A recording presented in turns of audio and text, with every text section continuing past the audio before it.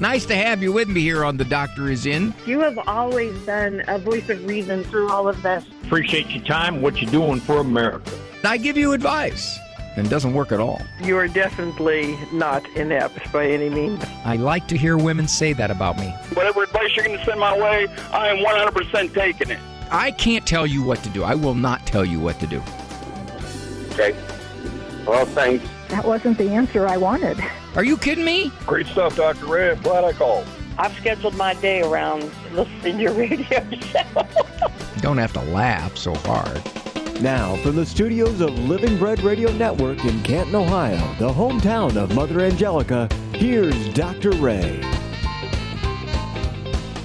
I read once where a guy gave the reason for climbing Mount Everest. He said, because it was there. And I feel like the reason for one of the most strenuous feats in the world should be different than the reason I ate a gallon of ice cream. Why'd you do that? Because it was there. So, gallon of ice cream, climbing Mount Everest, both there. I'm here, Dr. Ray Guarendi. The program, The Doctor Is In. The variant of the program today is E-Person Monday. We get communication in a couple of ways. Of course, through calls, but also through e-persons. I don't say email. I get nervous about that. It's rather linguistically insensitive. That's why I don't say things like mandate. That's person date.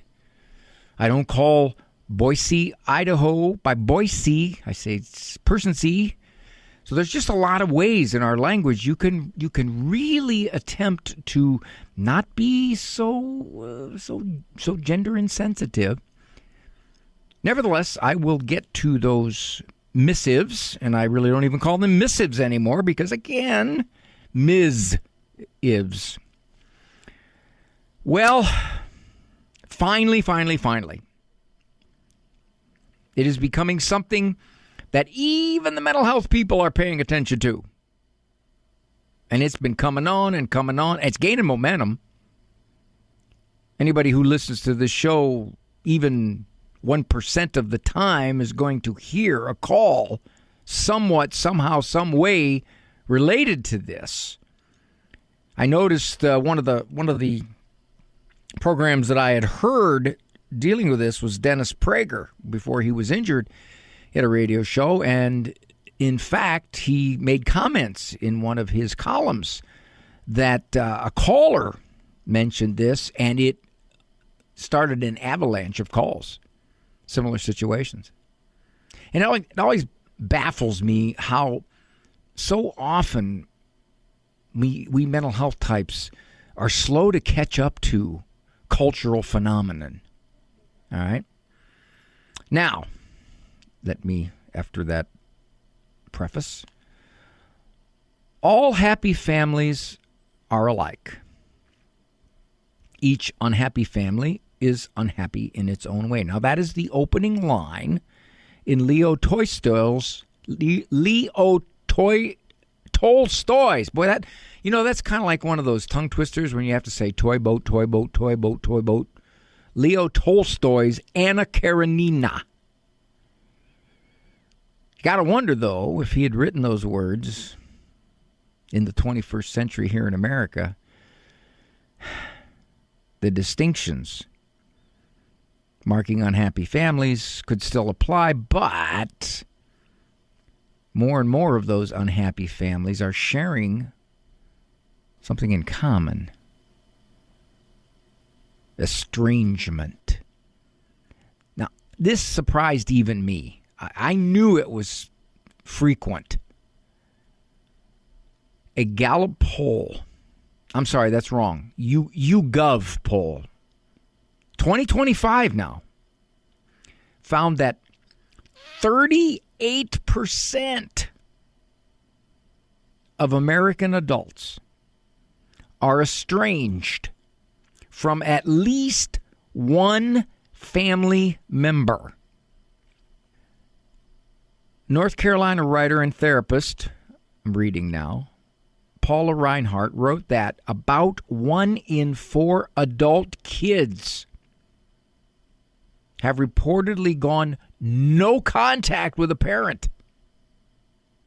Now, some weeks back on this program, there was an article that came out. And in essence, the tone of the article was, well, it's kind of a good thing. You got to realize you got to protect your boundaries. You got to realize your parents, oh, yeah, they might have tried, but they didn't realize how they damaged you. Yeah, the whole approach was those parents were all just wrong. A woman named Mirinda Kossoff, she's a columnist, tells of her estrangement from her 2 middle-aged sons. Middle-aged now. These are not 21-year-olds who are mad because you just interfered with their teen years. Middle-aged. Who apparently sided with their father during a divorce many years earlier. A psychologist, Andrea Gurney, noted that in her practice, quote, a growing cultural phenomenon known as going no contact, okay, we got to give it a name now, in which an individual severs ties with a family member has become increasingly common. Well, I was wondering when a lot of my profession were going to start to see this. It was so blatant, kind of like the overdiagnosis of ADHD. Multiple causes. The same commentators identify multiple causes. All right. Of course, there's physical and mental abuse. There are situations that the friction in the family growing up or now even as young adults is pretty bad. And many people will say, I'm just more at peace when I'm away from them. Now, as Christians, we got to be slower to do that. If there's physical abuse or just heavy mean-spiritedness, nastiness, viciousness, manipulation, sometimes you have no choice. You have no choice. Or if they're undercutting your parenthood deliberately, willfully, sabotagingly, yeah, you got no choice. But because they're irksome or frustrating or opinionated, I've been looking for asterisks right after honor thy father and mother, and it doesn't seem like those are extreme enough reasons. Here's one. I see this. This is a big one for me, and I see that among many of you parents here listening to this program because you tried hard to raise good kids. You did. You tried to raise them in the faith. You did the best you could do, teaching them morals, trying to get them to have some warm connection with family. If there was anything wrong with you, it was because... Watch your ears. I'm about ready to say something. Could hurt. You were human. So, that said, major shift in American culture, emphasizing individual happiness and fulfillment over family obligations. Yeah, that's it. A lot of therapists will say this. My mom frustrates me. Well, maybe you ought to set some boundaries with your mom. Maybe you ought to separate from your mom for a while for your own peace. Maybe your mom's toxic. The practice of closely monitoring and guiding children was rare, as little as 50 years ago. And now what's happening is when some young adults think their parents are intrusive, they rebel, they go no contract. Okay. What else we got here? The option is it's just easier to walk out the door rather than looking back and trying to fix it. One thing I notice a lot of is that as a rule, now this isn't a universal, it's a generality, those adults who are living their life poorly and are unhappy or frustrated or making one bad decision after another are the ones more likely to blame their parents. It's their parents' fault that I'm living like this. Let me see what else we got. There is a woman named, what's her name? Annie Leffler. Quote, No way you're going to have a relationship without working at it. And because of our culture, I like this, where everything is made so easy for us, as soon as something becomes difficult, we just give it up. That's true. That is just true. If my dad is a pain in the butt with his opinions, I'd rather not deal with it. I'd rather not learn to just let him go in one ear and out the other. I'd rather not learn to get frustrated about it. I'd rather lower my expectations. It's just easier not to be around him. Get lost, Pop. Oh, here's a woman. She's lived in the United States, but she came from Benin in West Africa. She says this.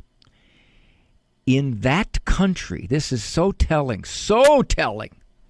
This is targeting the American persona. In that country and around most of the continent of Africa, the idea of no contact with family is practically non-existent. One of the summaries that I've attached to it is that we're brats. Sometimes we're just grown-up brats, ungrateful brats, and therefore leave me alone. Get out of my night. She says, quote, family ties are much stronger there than they are here. There is no uncle that nobody talks to anymore. It's very pro-community, very pro-peacemaking, trying to include everyone. Even today, she says, when she visits relatives in Benin, she sees an extended family in action rather than the nuclear family more typical of the U.S. She says this, quote, often there is one person in the family, usually the oldest, usually a woman, who has the job of gathering everybody, the one who organizes parties, the one who lets people know when somebody has a problem. It's very communal. It's not obviously organized, but after a while, you realize there are some people that are key people. She recognizes the good that comes from American culture. She says Americans are very hardworking people, so in that sense they're tough. But when it comes to social work, that's harder. It's more of a do-it-yourself culture, which really goes against let's all be together. A lot of great insights in this article. Okay, they're talking about this. Good examples, bad examples. Too much more to go on here. I don't want to keep it up. I'm going to get to your e-persons, but it's fascinating that more and more, finally, people are starting to notice this phenomenon and hopefully offering some ideas to do something about it. Dr. Ray. The doctor will be with you in just a moment.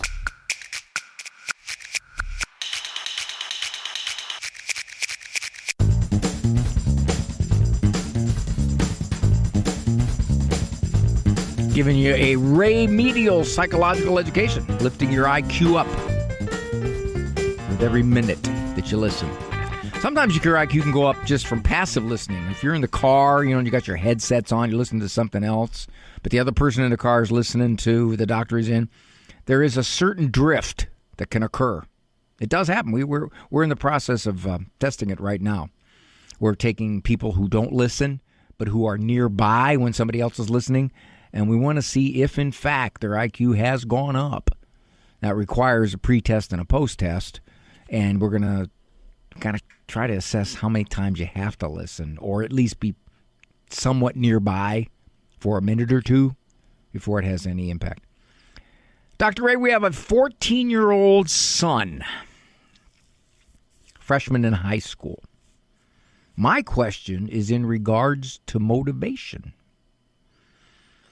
He tried out for the basketball team, the golf team, and the soccer team, all of which he didn't make.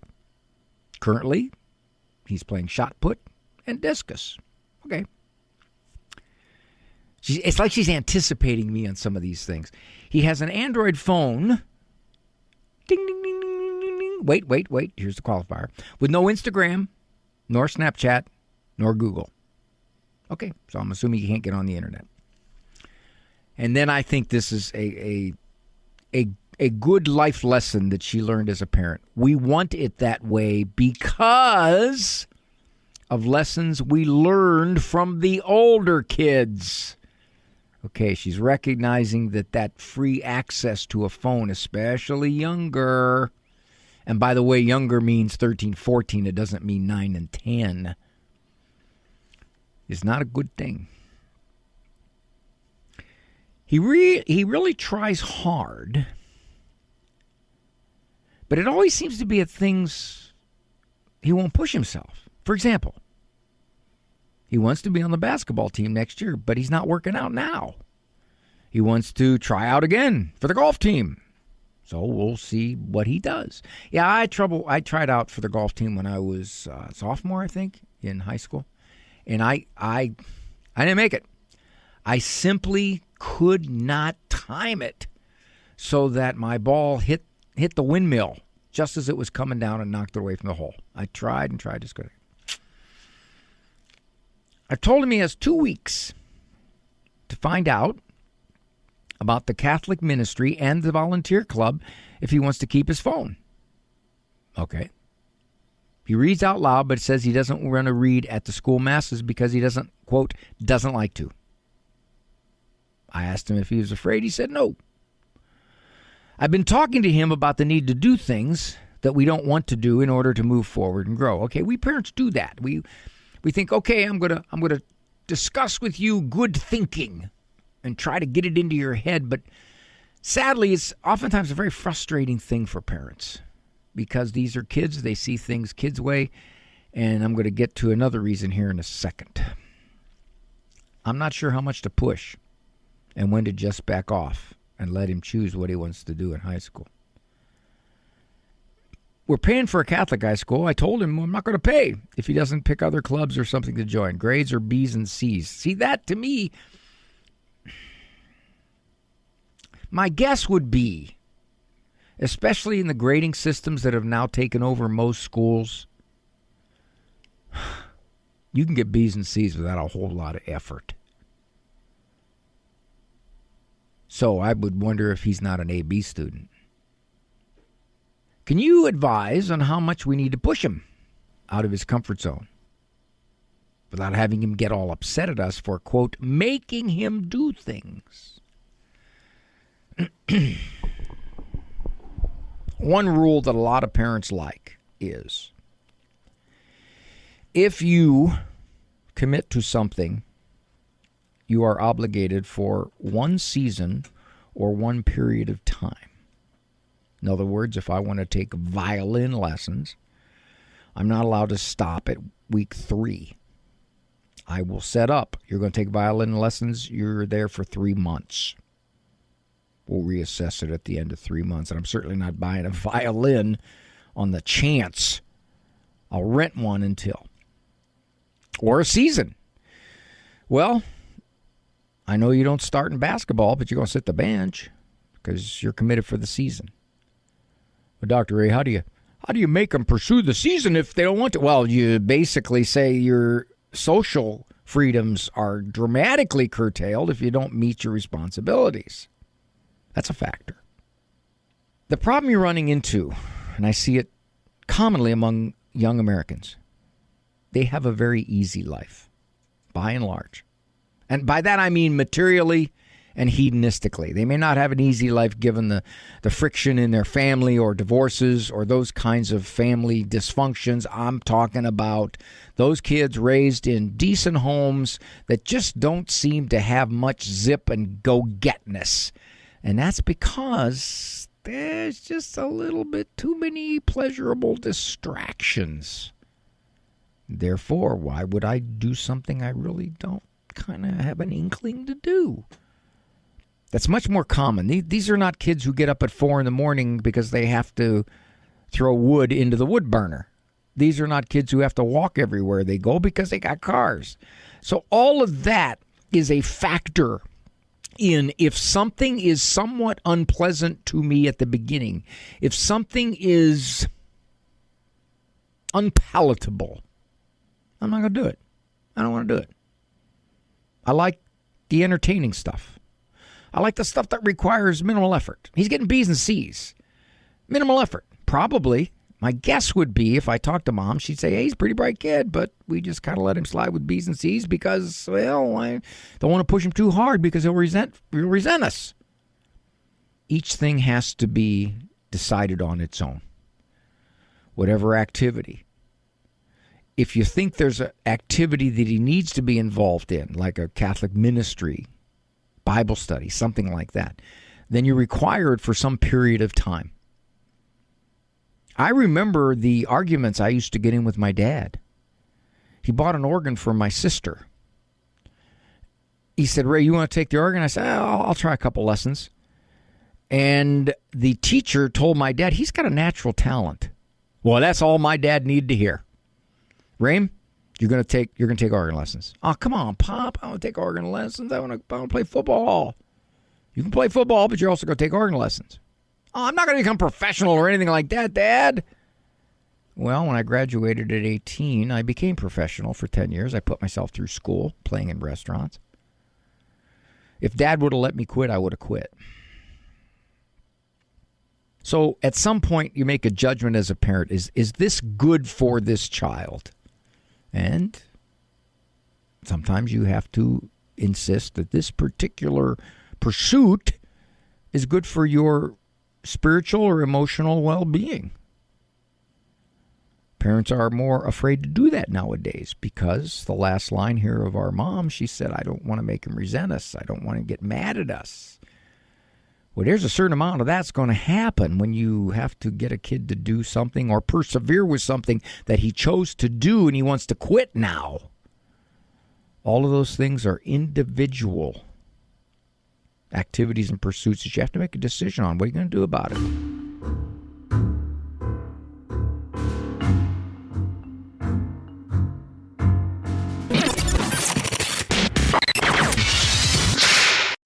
This is Life News Radio. I'm Jim Anderson. Ireland's Health Services has responded to a rural legislator in Ireland's lower and principal chamber telling TD Mattie McGrath that children died after surviving abortions. Of the 108 survivors from 5 recent years, 4 children could have survived well had they received care. Abortion clinics in Colorado, as in some other states, are the only ambulatory or walk-in medical centers exempt from safety inspections or investigation. Last year, it was Lexi Arguello who died in a second trimester abortion at the same Fort Collins Planned Parenthood. Operation Rescue says 4 weeks ago, a 30-year-old woman required emergency transport, and public records severely obscured details of clinical emergency response. This is Life News Radio. A culture of life has a rarely mentioned but very formidable enemy. Pornography is material that deceives its consumers into thinking that they possess beauty, while the reality is they are possessed by a lie. Reject the lie and recognize that a culture of life relies upon you. Abortion-friendly lawmakers in Oregon are moving a bill to protect providers of abortion and gender therapy from liability when pro-life Oregon legislators uncovered loopholes that could empower abusers and traffickers.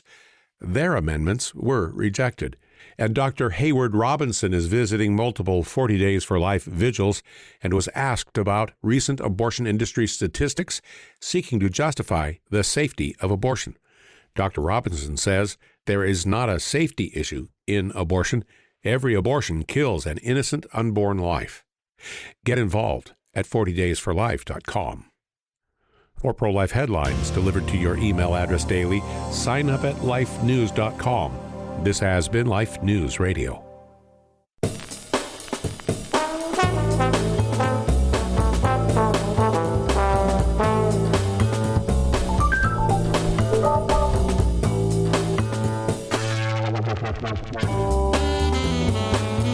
Here's a question I get often. Dr. Ray, what do you think are the 3 hardest things for people to say? I think that would be, I'm sorry, thank you, and Worcestershire sauce. I think that'd be the third one. That's very hard for a lot of people to say. Dr. Ed, been a listener for 20 years. Encouraged my husband to take a job. They'd been married for 24 years to get him out and about because he retired from the military. A few months later, this is into the job, I could see something suspicious was going on. There was a work Valentine's supper that, quote, did not include spouses. Valentine's? Not including spouses? Yeah, I'd say that's suspicious. Then he went to a local festival that I really wanted to go to, but he went by himself. I later found out he went with two 24-year-old females from work. He's in his later 50s, by the way. I questioned him. He insisted I was wrong, to insinuate he did anything wrong. A year went by, and so many little situations showed me he's flirting with one of these young ladies from work, which I found on his Facebook. She's very beautiful. For Halloween, he gets a Halloween costume for work, since they're all dressing up there. After a year of this, I decided enough is enough. And I went through his phone, only to find flirtatious texts from her that always includes the other female coworker. Now, keep in mind, they're both 24.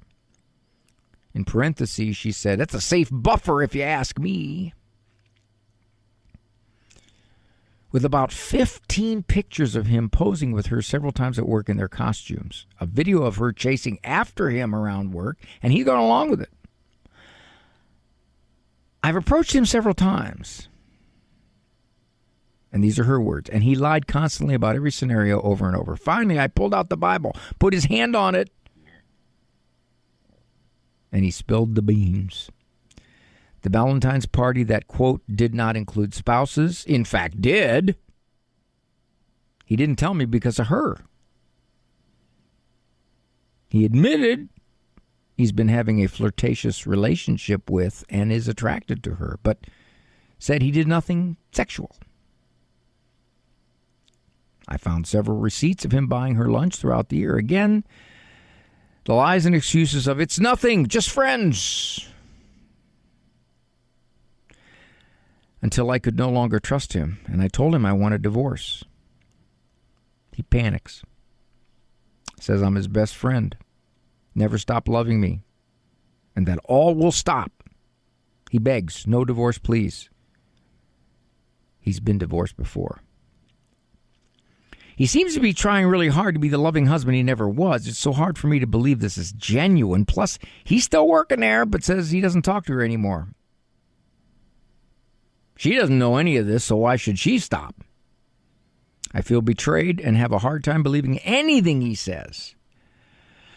I want our marriage to work, but how can I trust when he has proven he will lie to keep himself in the safe zone? You can't know for certain if he's following through on his promise. You can't know that. You also can't know whether he's told her back off because it's threatening my marriage. You can't know that. If he hasn't told her that, then there's no reason to think she's still not acting that way toward him. You found out, as you said, for about a year through various indications that things were happening. And it's very dangerous to have a flirtatious relationship with the opposite sex when you're married, with all of the double entendres and the messages and everything else that goes on, to not have it progress. It's so easy to have that happen. So I would guess that whatever led you to see what was happening before probably will come to light in some way if it's still happening. I think it's fair to say to him, I'm having a real hard time with this. I truly am. I know you're trying to be a more attentive, loving husband, but I'm just having a hard time because you lied to me for so long about so much that I got to be straight with you. It's going to take quite a while to earn my trust back. A lot to earn my trust back. Maybe you can tell him, will you give me access to your phone? Now, again, he can delete all kinds of stuff. But necessarily, I don't know enough technology about this stuff. But you can still check her Facebook page and see what she posts. Guys do not realize, spouses do not realize the damage they do. When something comes to light that is outside the faithfulness of the marriage, they just think, well, okay, I'll stop. That'll be it. We'll be done, okay? Are you satisfied? They don't realize the betrayal, the sense of, I don't know if I can even trust you. I don't just naturally take at face value whatever you tell me anymore. But I'm telling you the truth. I'm telling you the truth. Yeah, that's what you said for how many months or years? If you want the marriage to work, then you have to, at least at this point, it seems, give him the benefit of the doubt. And keep your eyes open and let him know that he burned so much of your trust that it's going to probably take longer than he anticipated to win you back like it was before all this happened. Let's say nothing physical was going on, but he was just really, truly enjoying the attention from somebody that could easily be his daughter. Easily. Let's see, 58 minus 24, 30. Yeah, if he had her when he was 34. The question becomes also, does she know?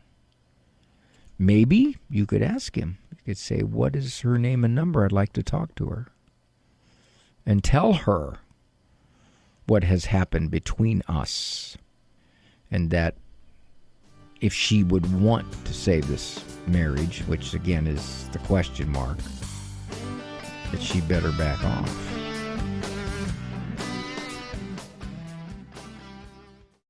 Hi, Kathy. Hi. Well, wow, that is not a happy high.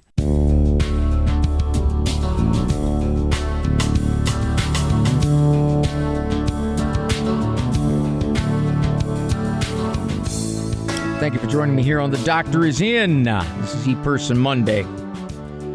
Typically, what we do on Mondays to take on some of the communications that come in via E-Person mail. This is just a quick one here. She's a regular listener. Dr. Ray, I will not forget the woman who called in who is facing brain surgery. I wish you could tell her that many of us will be praying for her. She said she wants to work. I pray that she can find work that rewards her and can accommodate her circumstance. I won't forget her. Very kind letter, and I want to tell you that when you do call in here, there's a fair amount of people who are what we used to call, when I was in the evangelical world, prayer warriors, that they just take it upon themselves to, again, using evangelical words, lift up their prayers to God. And this woman that wrote me, Josie, she does that. Thank you, Josie. My opening monologue was about family estrangement. This is related. Hi, Dr. Ray. We saw you speak at Holy Name Catholic School in Escanaba. That's way up there in the UP, the Upper Peninsula, Michigan, several years ago. Our youngest son, 19, recently moved out of the home. So I remember when I spoke in Escanaba, this young man probably was in elementary school. He moved in with his high school senior girlfriend. Wait, whoa. Her home? Oh, okay, there it is. I'm sorry. High school senior girlfriend and her family. All right. Now, keep in mind, and I see this a lot, he probably had to convince the family that you, dear mom, are just so much of a pain, and he's been so persecuted and so mistreated by you, and you don't understand him, that they said, come and be with us. We'll save you. He's been caught lying to us for years. Wow. About anything you can imagine. Again, boy, I hate to keep beating this cultural drum, but this is what is happening. We got so many kids just want to do what they want to do, and the culture offers them so many opportunities, and the only people in the way are their parents. So you just lie to them. Do what you want to do. Don't get caught. There it is. There's the line. He has also lied to others about us to garner sympathy. That's what he did. You can almost count on that he did that with his girlfriend's parents. I don't know how to handle this or what to even say, or if I'm honest, if I even want to talk to him. Well, he probably doesn't want to talk to you, so that's going to take that decision out of your hands. And you're not guilty or unchristian or unmotherly if you got a kid who doesn't want to talk to you and you respect that. Okay, you don't want to talk to me, I won't push it. I often feel like I have said everything there is to say. Yeah, and in his mind, you've said it 27 times. Even if you have not, he still does whatever he wants to, and in recent communications has just treated me with disdain. Now, you got a combination here. You got a kid who wants to do what he wants to do, and you got a mom who's trying to guide him. And mom is trying to guide him with words, and he sees it as preaching. He sees it as lecturing, and he hates it. He absolutely hates it. Now, you don't mention where Dad is. Unfortunately, Dad's kind of going to the background on this stuff. They let Mom handle all the wordiness, and Dad just kind of keep a lower profile. A lot. He's treated Mom with disdain. Mom, that automatically means you don't have to talk to him. You love him, you pray for him, but you don't have to put yourself there to be mistreated. I don't recognize him at all anymore, and I feel like I'm mourning a living person. You are, but as long as he's alive and he's only 19, there is a decent chance he could come to some senses and moral view. I wonder if I ever knew him, or if I'm mourning what I had hoped for and not what actually is. There's probably part of that. Part of it is you probably didn't realize some of the stuff he had been doing behind your back. I don't like the current state of our relationship, but I also can't support him in his current lifestyle. I hope you're not. I hope you're not sending money. If he's living with his girlfriend's parents, I'm going to assume he's got a job, and hopefully they're making him pay some kind of rent, because if they're not, they're going to get sick of him. I see that all the time. The crusaders who come in and rescue this kid from their horrible, horrible parents, according to the kid's description, and then they find out, hey, wait a minute, this kid ain't so easy to live with. He lies. Really? Shock. All of a sudden, and most of the time this happens, especially if the parents were decent people. Yes, if the parents were nasty, awful, terrible, dysfunctional people, okay. Then they go live in another setting, and the people in the other setting find out this kid is not a bad kid. But if the parents were decent, loving people, and the kid is turned on them, and they get rescued by a crusader who says, come, you can be with us. Get away from those awful, terrible, horrible people who are religious and traditional and moral. Ew.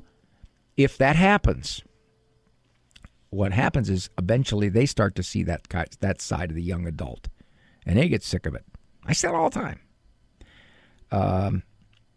I remind myself to be patient and to see how it all goes. That's true. But I also fear that if we give up communication, and it may not become the way we live, Oh, it may become the way we live. Well, you don't really have a choice here, Mom. It is the way you live. He doesn't want to hear from you. And what's clear is when you said he treats you with disdain, he's telling you, I don't want to have communication with you. I don't want to hear what you have to say. That's what he's telling you. I think what you might consider doing is telling him you'll respect his wishes. If you have another contact with him, you say, it's becoming clear to me. You really don't want a relationship with us right now at this point in your life. So I will respect that. I will simply not contact you anymore. If you wish to contact us, we'd be more than open to talk to you, but I will not push myself upon you, and I will not put my thoughts and my feelings and my opinions toward you anymore. I want you to know that, son. Love you, and I hope at some point we have a good relationship again. And that's what you do, I think. That's the best thing you can do.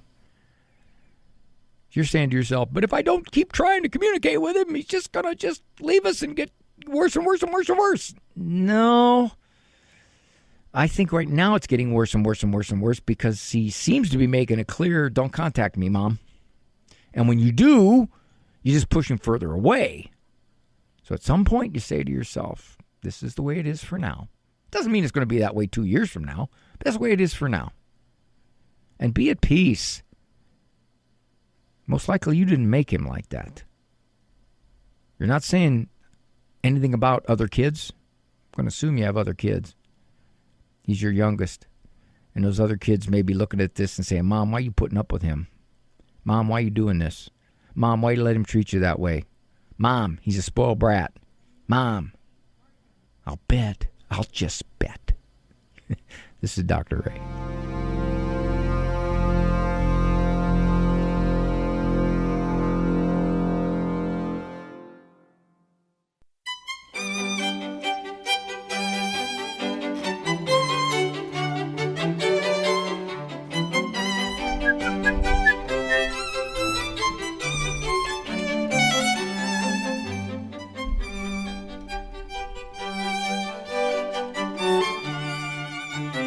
I'm toying with taking on another e-person, but the ones I'm looking at are somewhat detailed. So I got a few short ones here. As an author, do you find Pascal's saying the last thing one knows when writing a book is what to put first? Is this true for you? Is this true for you? Now that I think about it, it is. Working on a new manuscript right now, and I'm starting another chapter. And I am wrestling very much with how to start that chapter. What is first? What grabs a person out of the gate in the chapter?